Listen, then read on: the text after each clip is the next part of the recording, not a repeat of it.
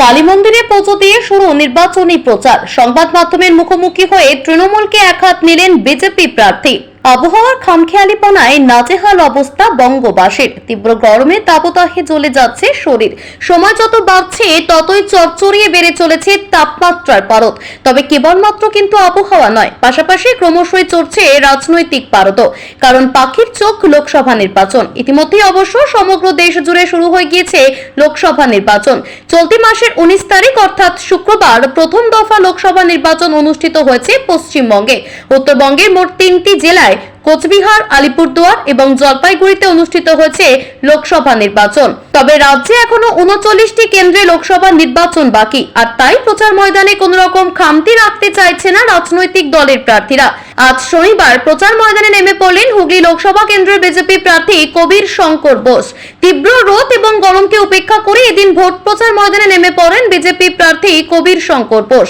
Vote প্রচারে নেমে প্রথমেই শাওড়াফুলি কালীবাড়ি ঘাটে মাথায় গঙ্গার জল ছিটিয়ে নিস্তারিণী মায়ের পুজো দেন বিজেপি প্রার্থী। এরপর সেখান থেকে সোজা পৌঁছে যান শাওড়াফুলি বাজারে। শাওড়াফুলি বাজারে প্রচার করলেন বিজেপি প্রার্থী। বাজারের সমস্যা নিয়ে কথা বললেন চাষিদের সঙ্গে।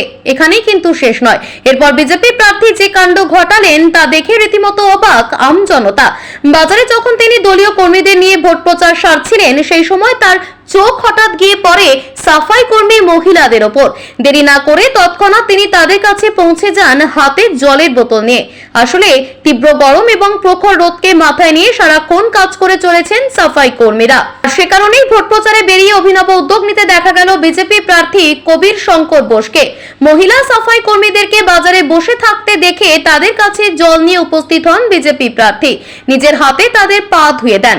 এরপর সংবাদ মাধ্যমের মুখোমুখি হয়ে বলেন, শীত, গ্রীষ্ম, বর্ষা সর্বদা আমজনতার পাশে রয়েছে নরেন্দ্র মোদী সরকার। সাধারণ মানুষের কথা চিন্তা করে একের পর এক কাজ করে চলেছেন মোদী সরকার। আমরা নরেন্দ্র মোদীর অনুগামী, আর তাই সাধারণ মানুষের পাশে থাকতে যা করা উচিত আমরা সবটাই করব। তবে এখানে কিন্তু চুপ করে থাকলেন না বিজেপি প্রার্থী কবির শঙ্কর বোস।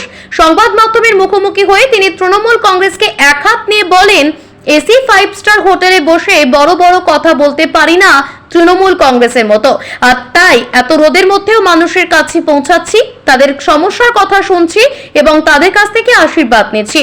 উল্লেখ্য, 20 মে অর্থাৎ পঞ্চম দফায় লোকসভা নির্বাচন অনুষ্ঠিত হতে চলেছে হুগলি লোকসভা কেন্দ্রে। হাতে খুব একটা বেশি সময় না থাকার কারণে জোর কদমে প্রচার সারছেন সব রাজনৈতিক দলের প্রার্থীরা। সংবাদ মাধ্যমের মুখোমুখি হয়ে একে অপরের বিরুদ্ধে খুলছেন মুখ। এখন দেখার, এই লোকসভা কেন্দ্রে শেষ পর্যন্ত জয়ের হাসি থাকে কোন রাজনৈতিক দলের প্রার্থীর মুখে।